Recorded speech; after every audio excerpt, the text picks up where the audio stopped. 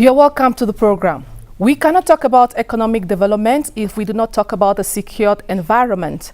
That is what is the concern of the World Customs Organization this year as they commemorate another World Customs Day, a day which is set aside to look at the contribution of the Customs Department in every country in the world, the contribution that they do in securing our borders. In Cameroon, the problems are peculiar to our context, and that is what we'll be looking at in this discussion today with the Customs Department on the occasion of this year's celebration of World Customs Day. Good evening, Giselle. Good evening, Madame Tabé.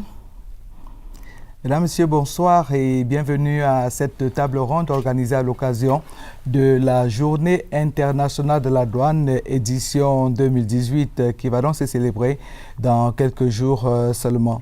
Autour de cette table, une demi-douzaine de personnalités qui sont venues là pour discuter de ce thème qui a été retenu pour la célébration de cette journée et qui porte sur la douane camerounaise et participation à la chaîne logistique, principes, acquis et perspectives. Vous l'avez compris, nous allons au cours de ces prochaines 60 minutes analyser la contribution de la douane à la chaîne sécuritaire logistique nationale. That's right, and as she said earlier on, in Cameroon particularly, we'll be looking at the contribution of the Customs Department in securing the supply chain. You know, in Cameroon, we think of illicit trade, we think of cross-border insecurity, and I guess that's why they decided to look at the problems in securing the supply chain that is from exporter, importer to user.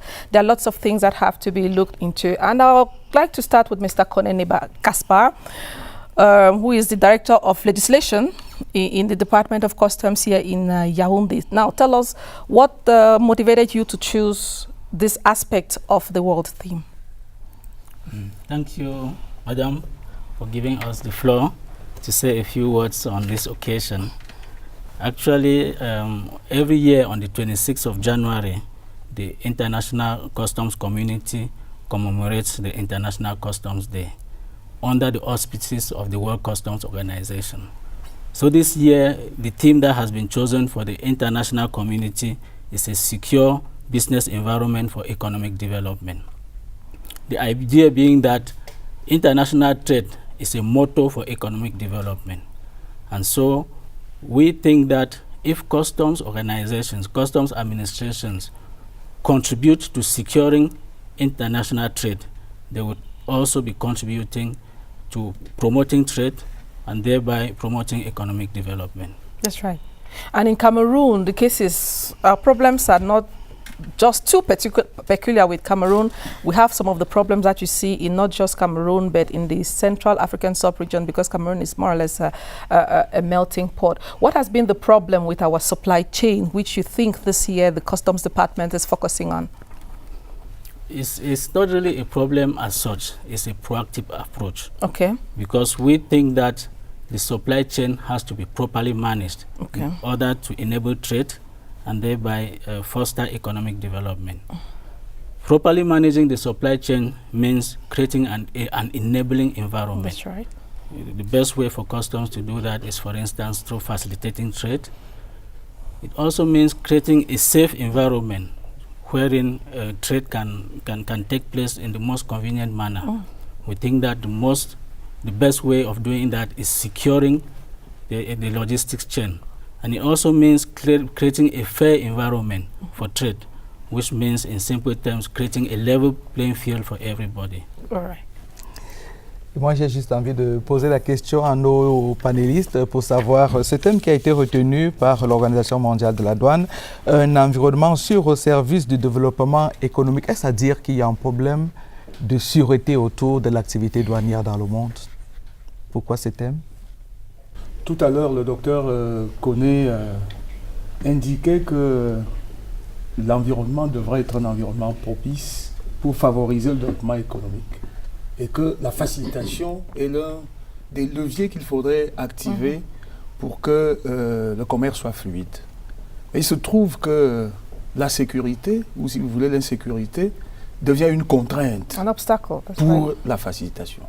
Une contrainte. Et c'est pour cette raison que depuis 3 ans, on va dire, depuis l'édition de 2015, l'Organisation mondiale des douanes a essayé de mettre les projecteurs sur la question des frontières, qui aujourd'hui, les frontières se trouvent menacées. Et comme vous savez que c'est notre point de positionnement de prédilection, nous des douanes, eh bien, là il y a une problématique qui est ouverte. Bon, comme vous le savez, les frontières sont des zones transitionnelles, qui sont en fait des couloirs de passage de l'application de la loi d'un État vers un autre. Et l'administration brutale de la loi peut créer d'autres situations. Et du coup, il est nécessaire de jeter un regard particulier sur la manière dont la loi doit être administrée à la frontière. Et voyez-vous... Quand vous parlez de la loi, vous pensez à quoi concrètement? Je parle de tout ce qui est réglementation, parce que quand vous parlez d'un pays vers un autre, eh bien, il se peut que la loi soit différente. Et c'est souvent le cas. Par exemple, quand vous voyez nos rapports avec le Nigeria, ils ont une loi tout à fait différente, nous avons la nôtre. Sans doute y a-t-il des principes qui se rencontrent au travers de l'Organisation mondiale des douanes qui s'active à profiter des retours d'expérience des administrations pour mettre en place des outils et des mécanismes communs. Mais d'une manière générale, il y a de la différence entre les deux lois. Et l'administration de cette loi crée des problèmes. D'abord, la première chose, qui est quelque chose de très très négatif, c'est que du fait que la loi soit différente, eh bien, il y a une économie illicite qui se crée et qui favorise le développement de certaines inégalités. Et qui est qui devient, si vous voulez, un ferment pour le développement de la violence. Et ce sont des situations qui ont été observées par l'Organisation mondiale des douanes, qui a donc construit autour du concept frontières fragiles toute une épistémologie qui aujourd'hui sert de socle à toutes les actions que l'Organisation mondiale des douanes essaie de mettre en place en ce moment. But don't you think that is because the procedures were already so stiff? The procedures in both the frontiers, within the country, were already so stiff and heavy. That's why people were looking for other routes in order to get... Bien, il se peut que ce soit cela. Mais c'est bien plus complexe parce que pour appréhender la question de l'application de la loi d'une manière générale au niveau de la frontière, il y a lieu de convoquer une approche holistique. Parce qu'il y a beaucoup d'éléments qu'il faut prendre en compte à la fois. And many people too in the chain, yeah. En effet. Et moi, ça me donne envie de poser la question à quelques experts en question douanière que nous avons ici.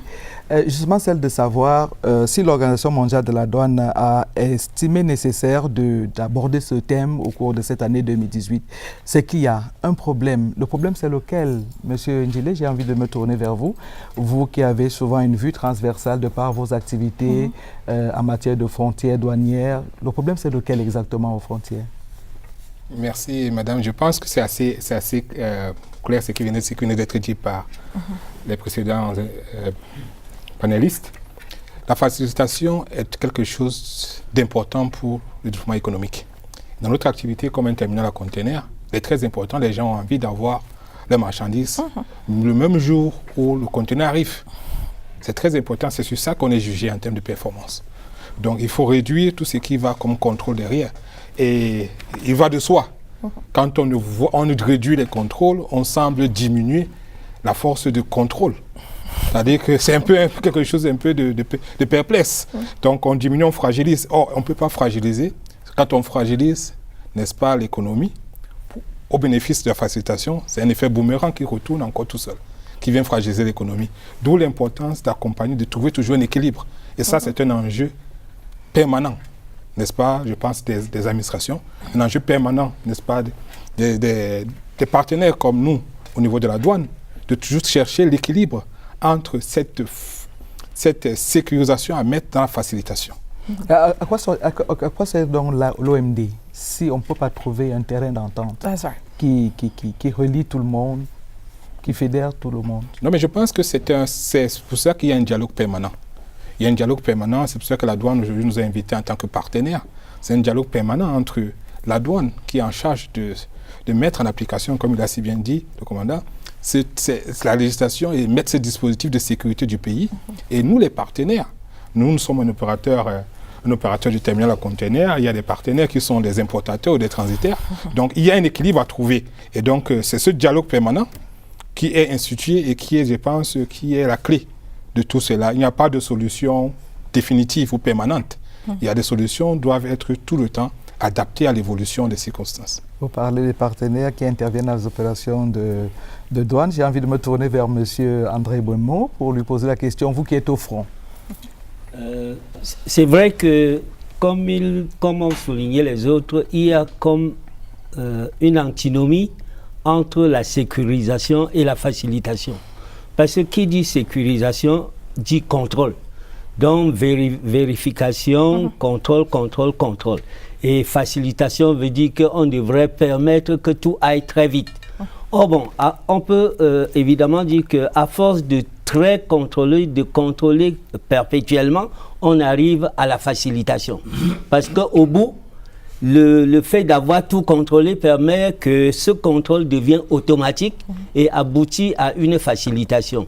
Votre expérience de terrain, c'est quoi exactement? Sur le terrain, nous nous heurtons dans les débuts, je veux dire, on grommelle, on n'est pas content parce qu'il y a tout le temps vérification, mais quand on fait l'analyse, parce que c'est parti de quoi? Quand on fait un pas en arrière, on voit par exemple les événements de 2001, quand le World Trade s'effondre.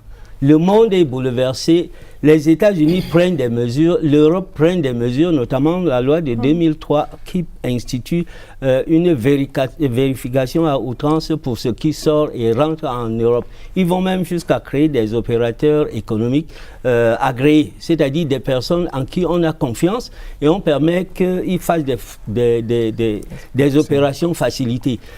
Si on transmet sur chez nous, on s'est heurté à des procédures qui ont pris du temps à se mettre, mais que nous avons absorbé. Mais au début, c'était le rejet permanent. Mais aujourd'hui, nous tombons dans la facilitation, et étant passé par des choses que nous trouvions très dures.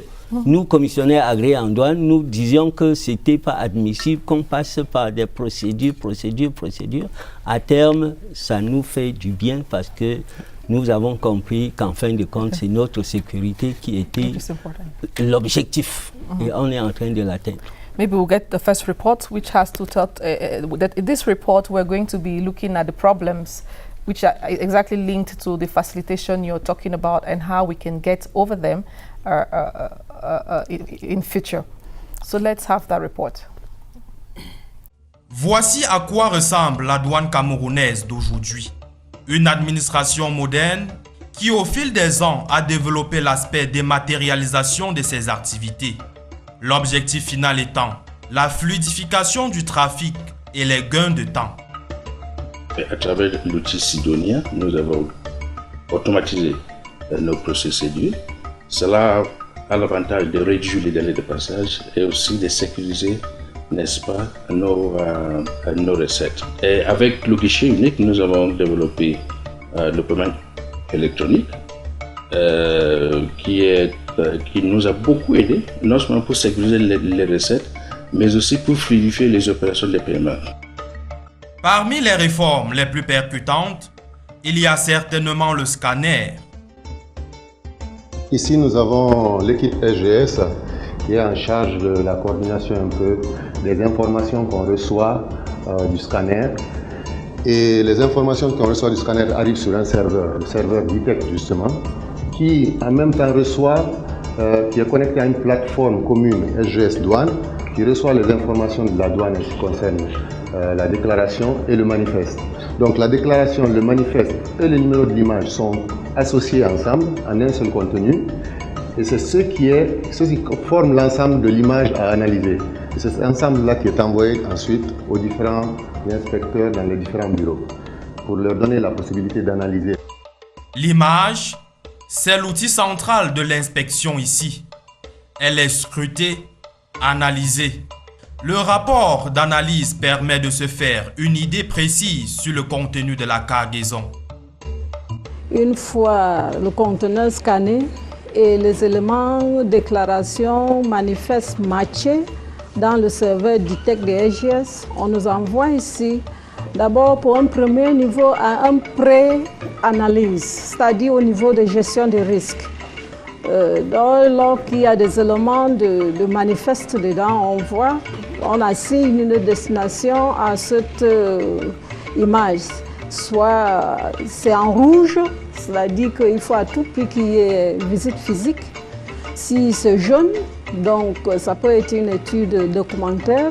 Ce résultat-là aide l'inspecteur de première ligne qui, par la suite, après que l'usager aurait déclaré, pourra juger si notre analyse l'aide ou non. Au final, la douane opère de véritables gains de temps avec cet outil, au point où aujourd'hui il est envisagé au sein de cette administration l'option du tout scanner. Pour faire la visite physique dans le conteneur, il vous faut environ 4 heures, 4 à 5 heures, si vous êtes rapide. Par jour, nous avons environ 300 à 350 conteneurs qui quittent le port. Donc, imaginez-vous que 25% de ces conteneurs-là soient visités physiquement. Donc, vous pouvez imaginer le temps que ça va nous prendre, n'est-ce pas, pour visiter ces conteneurs et les faire sortir du port. Mais avec le 100% scanning, on a quand même l'image continue de ces conteneurs et on peut, avec les méthodes d'analyse, avoir une idée claire de ce qui est dans le conteneur. Parfois même, on peut avoir les quantités, n'est-ce pas, si c'est des marchandises homogènes. Et ça va, non seulement ça nous aide dans le cadre de la réduction des délais de passage des marchandises, mais ça nous aide aussi pour sécuriser n'est-ce pas, les recettes. La réforme du scanner s'est faite à côté d'autres améliorations tout aussi efficaces. Le GPS, par exemple, a permis de mieux maîtriser le transit vers l'Interland. Ce GPS a permis de juguler beaucoup de choses qui se passaient dans le noir auparavant, où l'État du Cameroun perdait à une certaine époque entre 100 à 130 milliards de francs CFA dans le faux transit et les fausses exportations. Indéniablement, le GPS reste la panacée dans le cadre du suivi des cargaisons sur les 2 corridors avec lesquels le Cameroun a signé des conventions, à savoir Douala-Bangui et Douala-N'Djamena. Le fait qu'il y ait du GPS a accéléré le processus de transit et surtout de transport de marchandises. Donc, il y a une traçabilité d'une part, et d'autre part, il y a une lisibilité et forcément, on arrive donc à une réduction des coûts et des délais qui fait partie de ce que nous appelons la facilitation de transport et de transit en zone CEMAC. S'ouvrir aux autres administrations, c'est également un choix intelligent qu'a fait la douane camerounaise. Nous avons aussi développé l'interface avec certains de nos partenaires. Je prends le cas de celui qui gère le terminal à conteneurs. Maintenant, il est possible pour lui, n'est-ce pas, d'obtenir des informations en temps réel sur le mouvement, sur le flux, n'est-ce pas, des dossiers et aussi sur le flux des marchandises qui sont importées et exportées. En temps réel, le gestionnaire de parc à conteneurs a l'information. Il a la possibilité, n'est-ce pas, de préparer de façon proactive le passage au scanner et éventuellement la visite physique. Le processus n'est peut-être pas encore au mieux de son développement, mais la modernisation de la douane camerounaise est résolument en marche. Les résultats sont palpables. L'administration donne de plus en plus satisfaction à ses nombreux usagers. Incredible innovation there. I'm tempted to ask that what happens to the people who used to enter in all those containers to check the things one after the other? Where are they now that everything is going through this kind of... Mr. Abdullah, you are the head of department for operations. It's such a wonderful initiative, but it has its own limitations. Thank you for the opportunity you are giving me to share with your televiewers the innovations that are occurring to the port of Douala and moreover in the borders of Cameroon. Once I'm saying that, I will switch in French since I'm more comfortable in that. Effectivement, dans le cadre de la sécurisation des opérations transfrontalière, il y a une place de choix que joue l'administration des douanes et cela se passe dans la synergie qu'elle met en œuvre avec ses différents partenaires. Donc, et cette synergie, lorsque nous parlons de sécurité aujourd'hui, j'ai entendu un questionnement sur les motivations de l'OMD. Aujourd'hui, l'actualité est suffisamment parlante pour tout ce qui concerne la sécurité, que ce soit au niveau de la sécurité en termes de tout ce qu'il y a comme menace à l'international avec les développements des groupes un peu, je ne veux pas utiliser les termes qui fâchent. Les États ont de plus en plus besoin de se sentir en sécurité.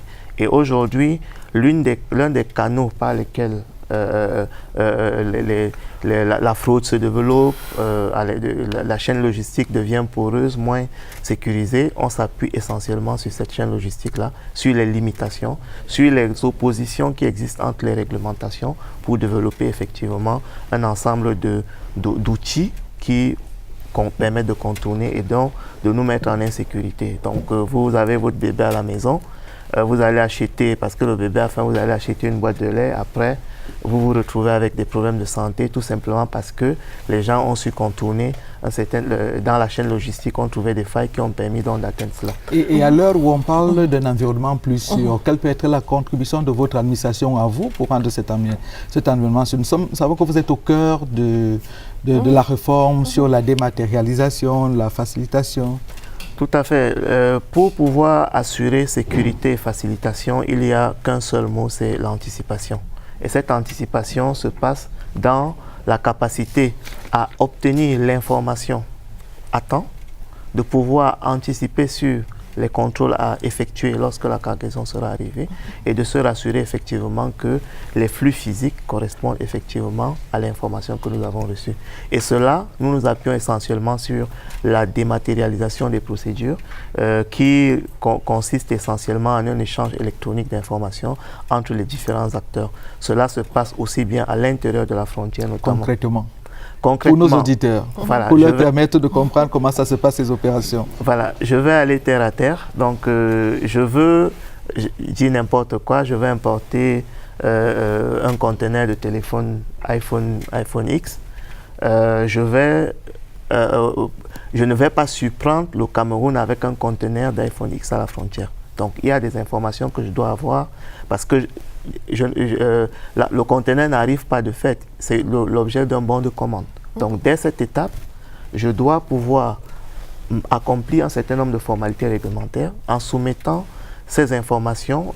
Et dans ce cas, nous avons développé avec l'administration des douanes et les autres partenaires le formulaire unique des opérations du commerce extérieur qui permettent donc de faire une déclaration anticipée, obtenir une domiciliation, obtenir toute la documentation nécessaire avant même que le conteneur n'arrive. Et quand le conteneur arrive, les administrations sont réputées avoir identifié tout ce qu'il faille faire sur cette cargaison. En fait, ce n'est pas une opération destinée à monsieur tout le monde, quoi. Ça veut dire qu'il faut quand même être un professionnel de l'importation. Est-ce que si monsieur tout le monde veut importer un conteneur de iPhone X, il répond à la même réglementation, à la même logique? La réglementation, elle est impartiale, donc elle ne tient pas compte des spécificités. Lorsque vous êtes un importateur, surtout avec la libéralisation, aujourd'hui vous pouvez importer, mais seulement il faudrait que vous soyez suffisamment outillé, suffisamment professionnel pour bien connaître toutes les procédures de la chaîne logistique au niveau du Cameroun. Et aujourd'hui, vous êtes obligé de vous appuyer sur les outils numériques, que ce soit au niveau des procédures de pré-dédouanement avec la plateforme du guichet unique, les procédures de dédouanement avec la plateforme de l'administration des douanes, ou les procédures d'enlèvement et de transit avec tous les aconniers et les consignataires et tous ceux qui interviennent sur cette chaîne-là.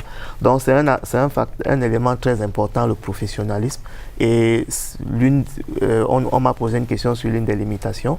Nous pensons que c'est un domaine sur lequel on doit encore travailler parce que ce n'est pas tous les opérateurs qui sont à la hauteur de la chaîne logistique internationale. Pourquoi vous regardez But does it hold? For everyone, maybe before Mr. Bemo comes in, she asked a question. The person who imports a container of telephone, is he subjected to the same treatment like the person who imports just the vehicle? I just want to bring my vehicle home. you are bringing a container of vehicles or a container of issues. Are they subjected to the same procedure?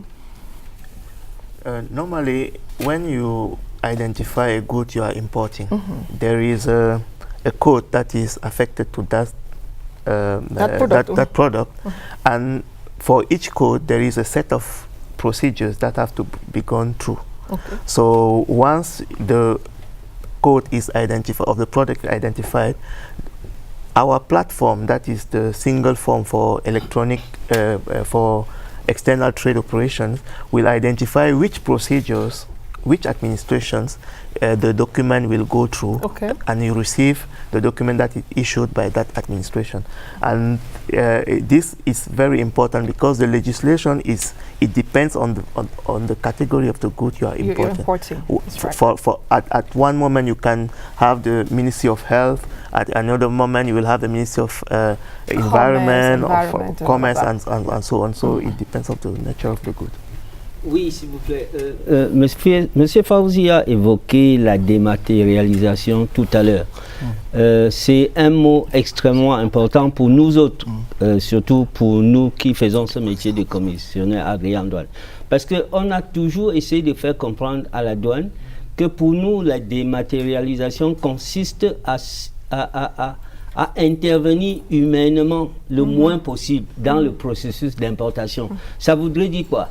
Que nous considérons que quand nous introduisons notre dossier à la douane, nous allons l'attendre au bout, sans avoir à faire une intervention quelconque, c'est-à-dire à nous rapprocher de la douane de quelque manière que ce soit.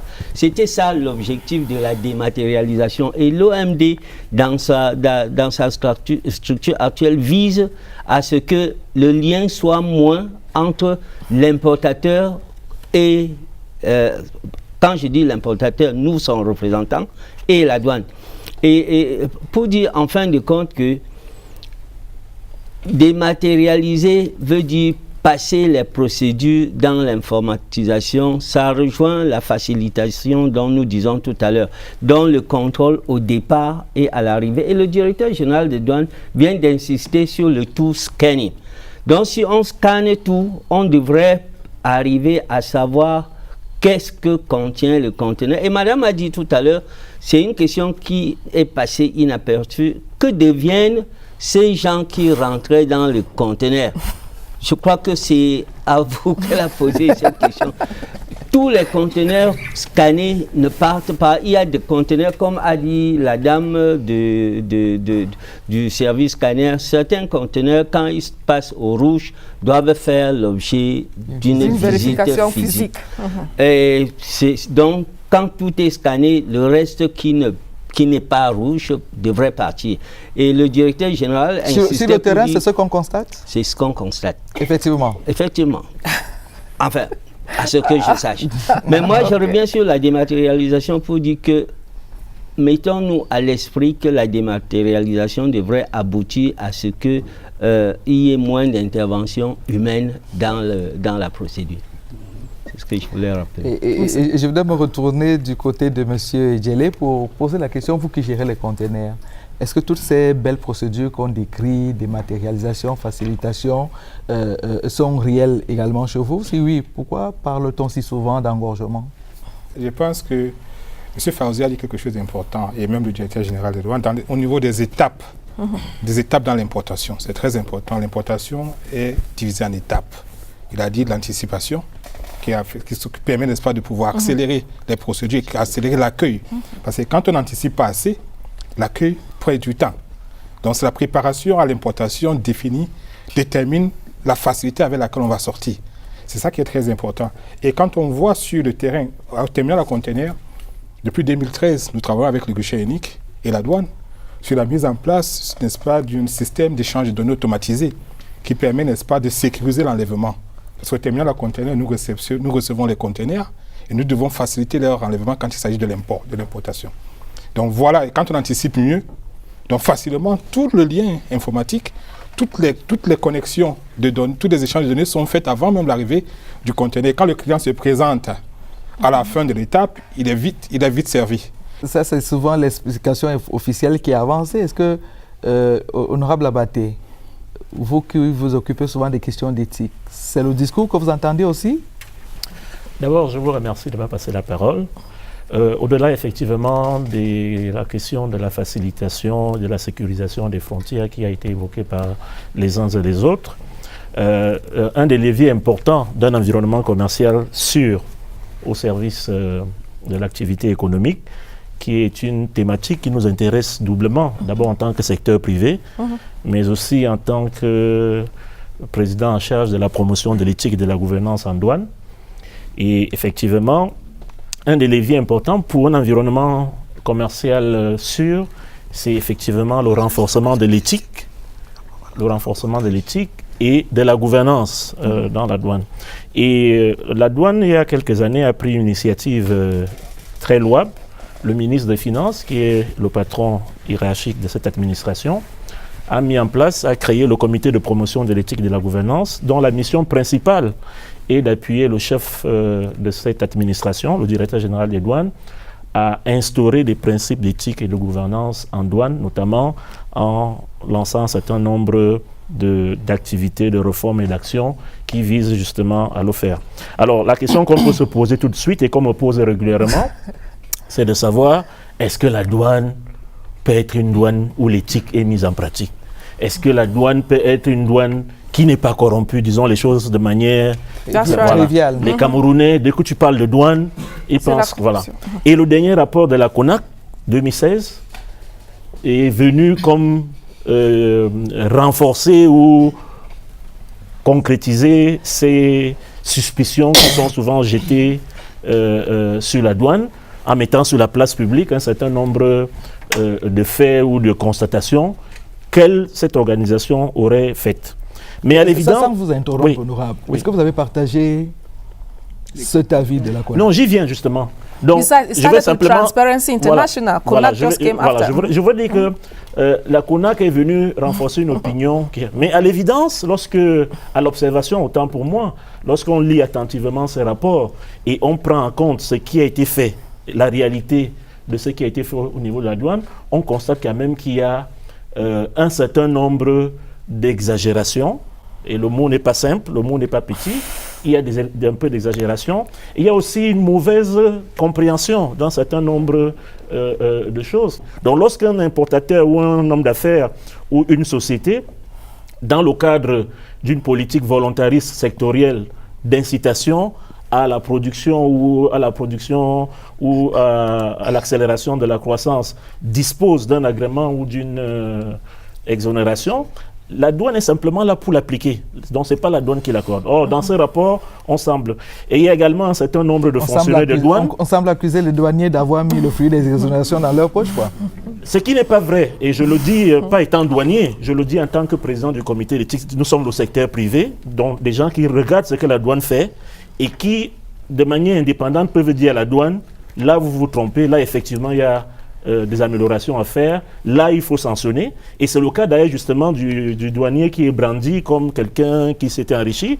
La CONAC vient le dire quand la douane a déjà sanctionné ce monsieur. Right. Alors les deux axes majeurs sur lesquels nous voulons nous appuyer cette année, c'est d'abord de renforcer un peu, de mettre un peu la communication sur les sanctions, parce qu'effectivement les gens ont l'impression qu'il n'y a pas de sanctions, il n'y a pas de gens au sein de la douane ou d'ailleurs en dehors, parce que vous savez que les problèmes d'éthique ou de gouvernance ne concernent pas seulement le douanier. En matière de commerce ou en matière d'affaires, vous savez que même souvent les hommes d'affaires sont complices. Donc l'idée ici, c'est de sanctionner et de communiquer sur les sanctions. On va le faire. Mais nous nous sommes dit également au sein du comité qu'il n'est pas bon simplement de sanctionner ou de communiquer sur les sanctions. Il faut aussi veiller à valoriser ceux qui travaillent bien. J'ai l'habitude de dire que toute belle femme attire tous les regards. Il faut donner envie à ceux qui travaillent bien, à ceux qui respectent l'éthique et la gouvernance, de le faire, de prendre goût à le faire, pour que les usagers soient en sécurité, parce qu'un environnement commercial sûr, c'est aussi un environnement où les importateurs sont sûrs qu'ils peuvent importer leurs conteneurs et ne pas avoir, au-delà des modalités prévues par la réglementation, et ne pas avoir d'autres tracasseries ou d'autres lourdeurs qui peuvent éventuellement non seulement alourdir les délais, mais qui peuvent souvent aboutir à des problèmes de gouvernance.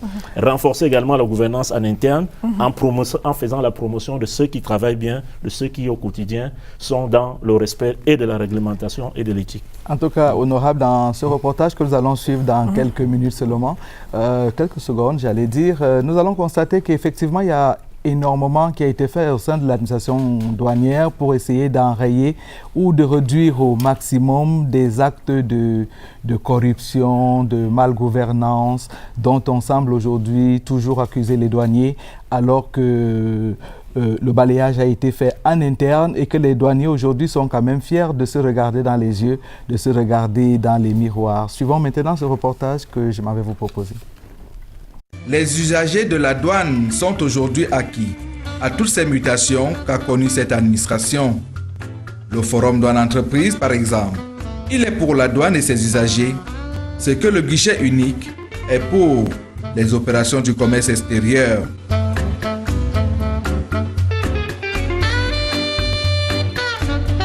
Une plateforme de rencontre où s'échangent les idées et où sont examinées les réformes envisagées et les problèmes rencontrés.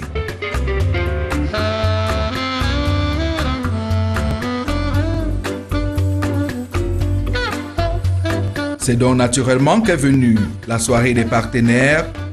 Toutes les fins d'année, elle récompense les meilleurs opérateurs et les douaniers les plus assidus.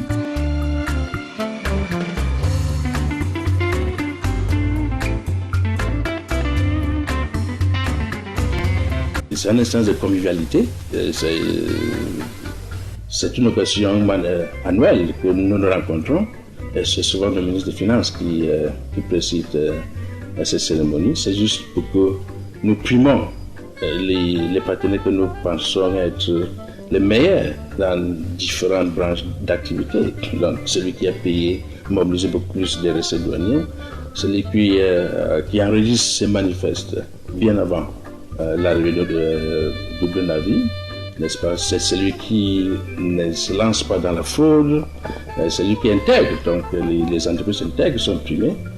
Et je pense quand même que beaucoup d'entreprises aiment venir participer à la soirée des partenaires. Il y a souvent des nominés que nous annonçons bien avant la cérémonie et les gens viennent juste pour être primés.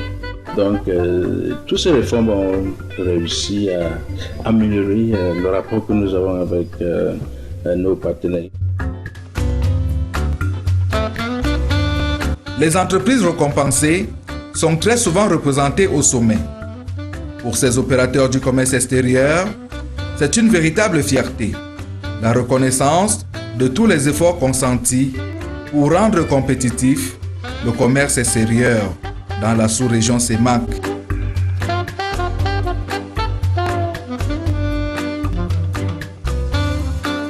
Ce prix reflète notre engagement à être une société citoyenne qui d'abord paye les droits de douane et les taxes qui sont dues sans essayer de profiter de quelques facilités qui ne soient pas prévues, quoi. Et comment ne pas parler des contrats de performance? Ce sont des engagements pris, soit par des partenaires, soit par les fonctionnaires de douane, de collaborer pour le plus grand bien du pays dans le strict respect de l'éthique dans le monde des affaires.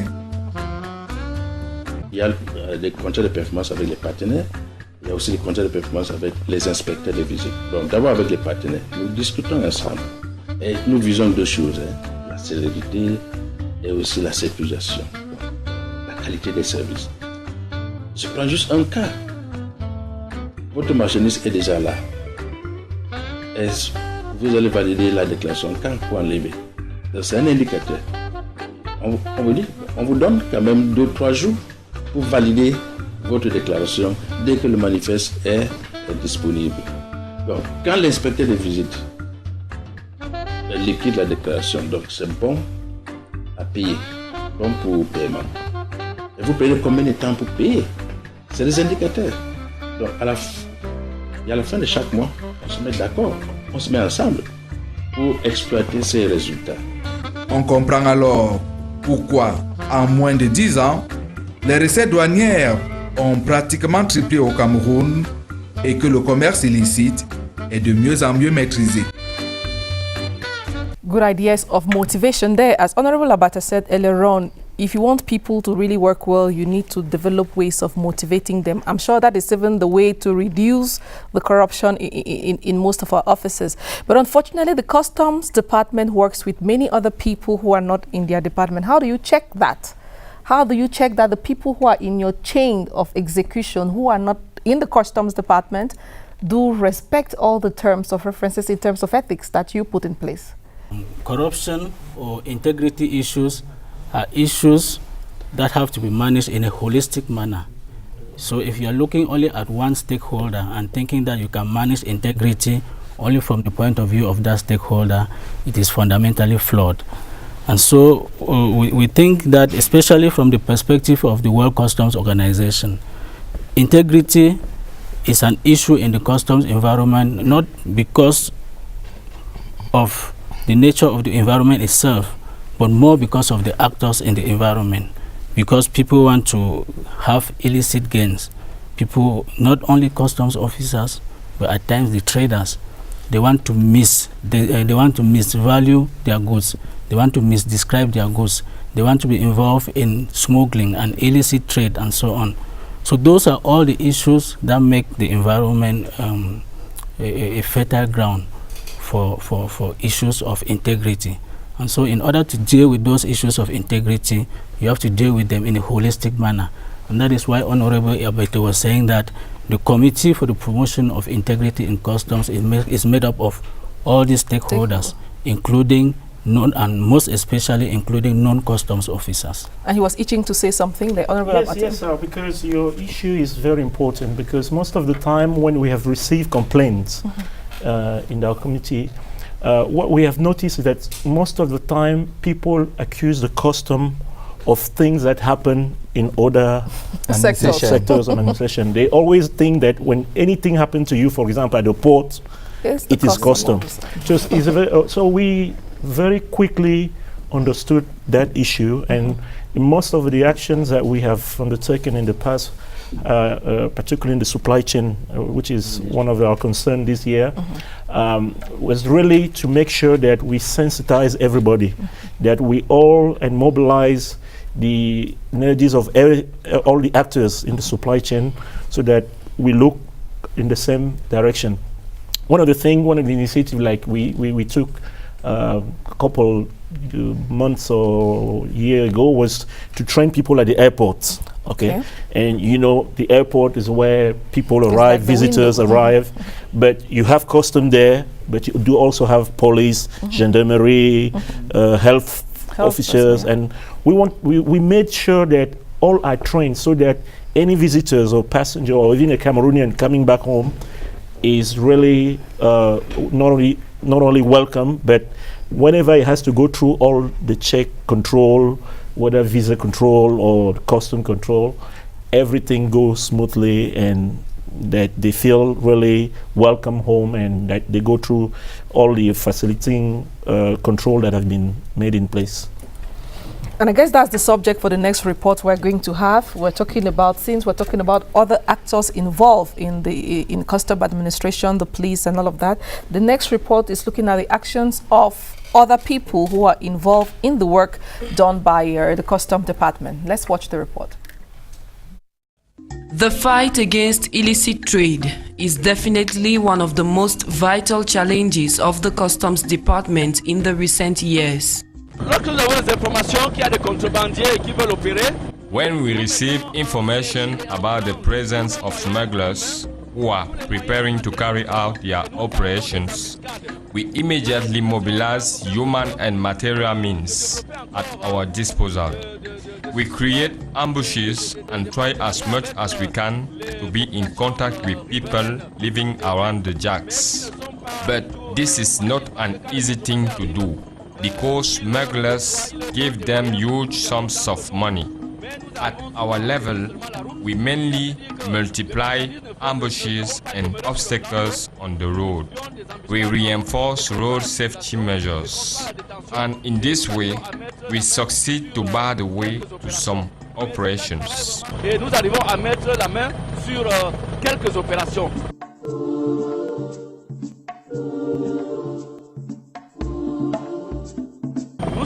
en train de survoler par exemple le port de Tico.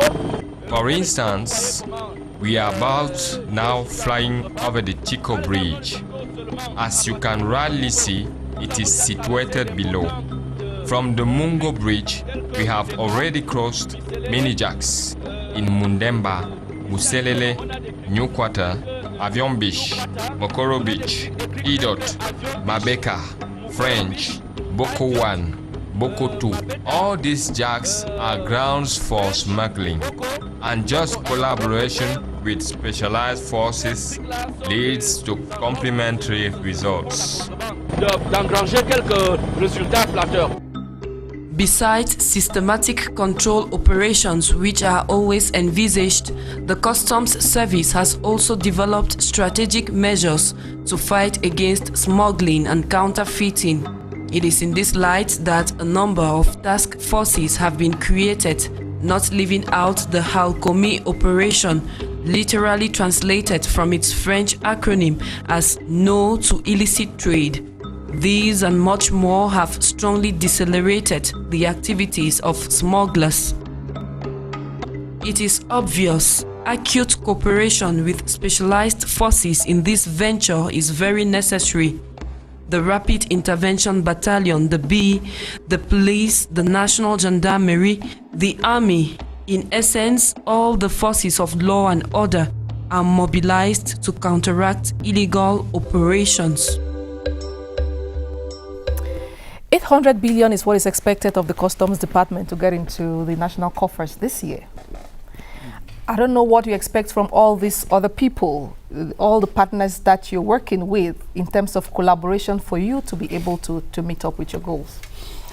Très bien, comme vous venez de le dire, la collaboration sera déterminante dans tout ce que nous aurions à faire. Évidemment qu'à la frontière, il y a beaucoup d'autres services d'application de la loi qui interviennent. Et dans le contexte où l'insécurité est en train de monter, la question pour nous est de savoir quelle est la réponse de la douane face à cette insécurité montante. Tant la demande de sécurité devient importante. Alors, la douane réagit, on va dire, à un triple niveau. D'abord au niveau national. On vient de parler tout à l'heure dans le reportage qui vient de passer de l'opération Halkomi.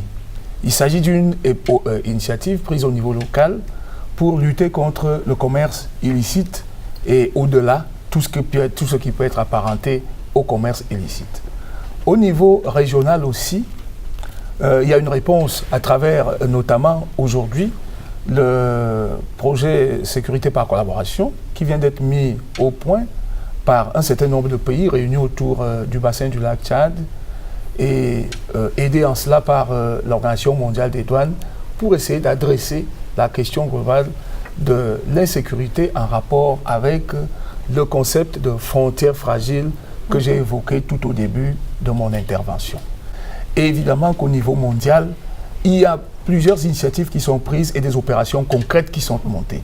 Nous venons juste de sortir d'une opération importante qui a impliqué la douane au niveau mondial, qui a impliqué Interpol, donc toutes les polices du monde, on va dire, et la gendarmerie aussi pour ceux des pays qui en disposent.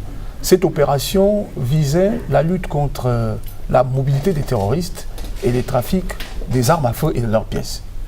Elle a été jouée sur 3 terrains. Le 3e terrain a été l'Afrique et le Cameroun y a participé avec beaucoup de succès. Donc, nous prenons notre part active dans cette lutte aux côtés des autres services d'application de la loi et évidemment, nous le faisons sans désemparer. Pour atteindre les résultats dont vous avez parlé, c'est un levier que l'État, notamment notre administration, à travers l'administration des douanes, entend actionner pour nous permettre d'atteindre des résultats qui ont été faits. Et la collaboration, les 800 milliards qui sont attendus de notre administration. La collaboration se passe comment? Est-ce que vous ne marchez pas sur les pieds les uns les autres? Exactly. Il n'y a pas de problème de... Disons que nous sommes en train de travailler dans le sens de collaborer avec les autres administrations. Je voudrais à cet égard évoquer ici le partenariat que nous avons établi avec la Marine nationale, le ministère de la Défense. Et c'est justement ce partenariat qui est illustré dans le reportage que nous venons de suivre. Une convention liant le ministère de la Défense et le ministère des Finances à travers la Marine nationale et la douane a effectivement été mis en œuvre et aujourd'hui, y compris dans le cadre de l'opération Alcomi, nous permet d'avoir des résultats tout à fait concrets. C'est pour leur faire la cour, on dit souvent que les autres vous contestent. Non, nous ne leur faisons pas la cour, pas du tout. On va dire Especially as the public doesn't know the difference between the custom and the taxation department. S'il vous plaît, avant que vous ne preniez la parole, je voudrais dire... Tout de suite après, l'honorable la parole, elle a quelque chose à dire. Je voudrais préciser que, effectivement, on a toujours eu l'impression qu'on voudrait nous contester notre légitimité sur les questions sécuritaires qui sont très régaliennes et certains pensant qu'en réalité, il s'agit de leur chasse gardée. Ce n'est pas le cas, c'est une vision du passé. Aujourd'hui, face à la complexification des phénomènes, du phénomène d'insécurité, toutes les administrations, tous les services d'application de la loi sont obligés de se tenir la main en n'étant plus dans une posture où on pense qu'on est supérieur, mais en permettant à chacune des administrations d'apporter ce qu'elle peut au maximum pour permettre à l'État honorable. Rapidement, oui, non, je voulais juste ajouter que les 800 milliards sont un défi énorme. Parce que vous savez, souvent lorsqu'on entend les objectifs de la douane ou des impôts et autres, ce qu'on oublie, c'est que ça repose d'abord sur l'activité économique. C'est-à-dire que ce n'est pas les 800 milliards qui sont déposés quelque part. Il faut que les gens importent. Et pour que les gens importent, il faut qu'il y ait de l'activité économique. Et il faut vraiment qu'on garde ça en esprit, que c'est l'activité économique qui génère les ressources. Voilà. Il faut que l'administration des douanes protège davantage l'espace économique contre le commerce illicite, contre la contrebande, parce qu'en réduisant la contrebande, en réduisant ce commerce illicite, ça crée donc des marges de manœuvre qui peuvent permettre qu'il y ait une meilleure sécurisation des recettes et donc de réaliser les 800 milliards. Maybe to round off, he has been itching to say something briefly. 30 secondes. Oui, en fait, je voudrais juste enrichir ce que mes prédécesseurs disaient en précisant que la collaboration est un élément essentiel. Et dans le cadre de la sécurité, bien sûr, et l'Organisation mondiale des douanes, dans un des instruments qu'il a développé, qui est le cas des normes SAFE, c'est une des composantes et ça couvre 3 dimensions. Il y a une dimension douane-douane, c'est-à-dire la douane du Cameroun avec les douanes des pays avec lesquels nous échangeons. Ça doit être renforcé aussi bien à ce niveau-là, mais il y a une dimension également douane avec le secteur privé. On en a parlé, il y a quelques facettes que nous avons découvertes ensemble. Et enfin, la douane et les autres administrations frontières. Cette dimension, nous pensons qu'elle devrait être renforcée. Et dans le cadre de la dématérialisation, il y a un projet qui est déjà opérationnel qui consiste à renforcer la collaboration entre l'administration des douanes et les administrations techniques. Donc nous espérons que ces outils qui sont mis vont aider à la douane à mettre en œuvre cette troisième composante de la collaboration. Thank you very much. That's Mr. Abdullahi Fwazi. He's the head of department for operations in the Department of Customs. We also have Mr. Njele, who is the Secretary General of DIT, and of course Dr. Kone Neba, who is the Director of Legislation. Mr. Honorable Abate is the President of MECA, Mouvement des Entreprises du Cameroun, and many others. Mr. Ndojeve is President in many other structures. Mr. Ndojeve is the Director in charge of cooperation, international cooperation. He insisted on international cooperation. And of course, Mr. Mbemo Andre, who is the president of another syndicate of the users of customs, syndicat des commissionnaires des douanes. Il faut dire également merci à tous nos auditeurs, tous nos téléspectateurs, ceux qui nous ont suivis aujourd'hui à partir de leur petit écran à la maison, qui ont pris la peine d'écouter comment la douane travaille pour mieux apprivoiser le processus du commerce extérieur. Merci à nos panélistes qui ont bien voulu faire le déplacement de ce studio, qui ont pris la peine pour venir éclairer le public sur les mécanismes du commerce extérieur. Nous voulons également inviter tous les Camerounais, toutes les forces de l'ordre et bien sûr toute l'administration à se mettre avec la douane pour que nous obtenions enfin cette administration dont nous rêvons tous, une administration agréable, efficace, une administration crédible auprès du public, une administration qui inspire confiance.